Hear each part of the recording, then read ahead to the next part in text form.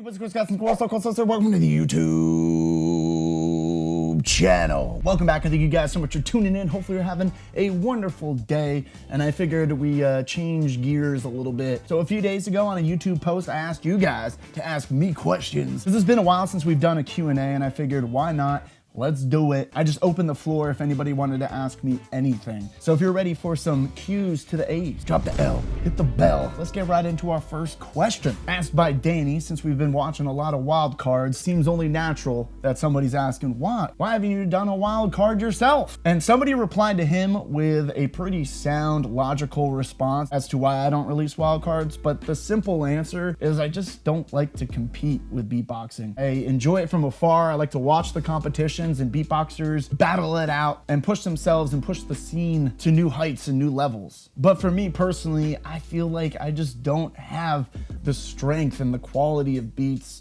to even match the top tier beatboxers. So one, why even try? But two, I just don't enjoy the competition. It's like some sports. I really enjoyed being competitive in baseball and running and soccer. But when it came to certain ones like swimming, I just like to swim, man. I like to vibe out. And that's kind of beatboxing for me. It was always medicine before competition. But good question, good question. Worsford asked probably the most thought-provoking question out of all these questions, and that is why? I don't know. One day, hopefully we find out. Magnity asked a good question. Do I feel sad about not surprising people with my beatboxing anymore? And the answer kind of relates to why I don't release wildcards. It's just that the beatboxing out there is so good, and I've released hundreds of videos for beatbox funny moments, freestyles, and just beatboxing in general that it's hard to keep fresh and exciting for the viewer, for the listener. Weeboo asked, when will I do a DJ set? And a lot of people don't know this. I own half of a DJ company. It's a business that I'm heavily involved in outside of all this social media stuff that most people know me for. But sometimes I hop online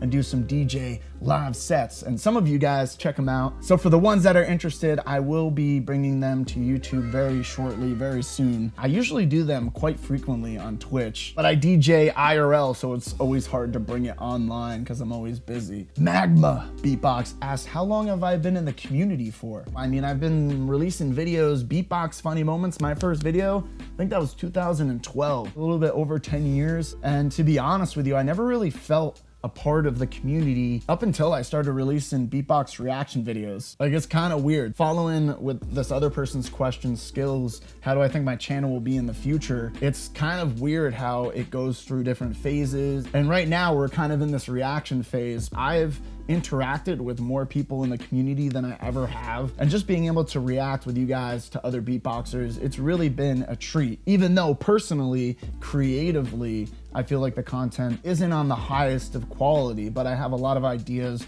There's a lot of things in the works for the future to diversify the content a little bit more, and hopefully the future will look bright. But I've been doing YouTube for so long, like since 2007, I've had a channel. And at this point, I feel like I'm just obsessed. I might be addicted. And I feel like I'm just gonna keep on doing YouTube as long as it's still fun for me, and hopefully you guys enjoy it, because that was the point. That was the goal initially when I got into YouTube. There was never money there. There was never clout. For me, it was like, can I just make someone's day? Because how I found YouTube and gaming and beatboxing was because I was just trying to escape reality. So if I could bring a little bit of that energy, a little bit of that to YouTube with my style and personality that you guys hopefully know and love me for, then mission accomplished. I always strive for that no matter what I'm doing. I just love to upload. I love to make content, man. It's just who I am. Rayan asked how to do the worm. We're in a bit of a tough location, but we're gonna try. I hope I don't break anything. All right, so I'm gonna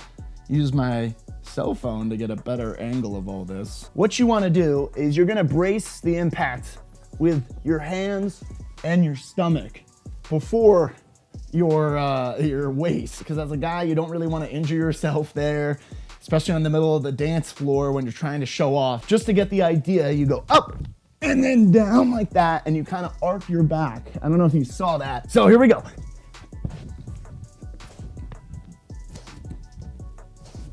And all I'm doing to keep doing that is just using my foot to kind of kick myself back up. There was a couple questions, one by Jacob and Ace, that asked, how did I start beatboxing? How long has it been? It feels weird saying this now, but it's been years. I think I started when I was 12-ish, 13. And what really kicked it all off was me just listening to my parents' music. I just started humming old songs, classic rock, and I'll always point to this moment as being kind of an aha, which was watching the Men in Black scene in the post office, Will Smith, Biz Markie, talking to each other, the alien language of the beatbox. And I saw that in the movie theaters. It blew my mind. I was like, okay, this is something. I'm not just making weird sounds with my mouth. Well, I am, but other people are doing it too. And then I found out Michael Jackson could beatbox, and Justin Timberlake and Timbaland was beatboxing on his beats on the radio. So beatboxing really has gone through these high and low tides in the mainstream and out of the mainstream. Remember the guy that got second place in American Idol, Blake? Like, beatboxing or vocal percussion is what I knew about it before I really discovered beatboxing online, like Rozelle, and there was this German beatboxer from before even YouTube existed. It was just him making random sounds and then cutting it all up and making a kind of beatbox video. He's just doing like boom,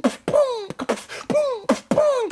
If people remember that, you are true OGs. And that was like on E-Bomb's world. It wasn't even on YouTube. It didn't exist. And then just over the years, just kept perfecting it, kept at it, kept talking like this. And I got to where I am today in all those beatbox funny moments, man. But I figured let's end on that memory. And if you have questions, save them, because I want to do more of these videos for the future, and hopefully you want more of them as well. Thank you everybody that did ask all these questions and just supporting over all these years. Even if it's only been a day. Hopefully you learned a little something about me and I taught you a little something. Thank you so much for stopping by. Hopefully you enjoyed, and I'll see you on the next one. Peace out.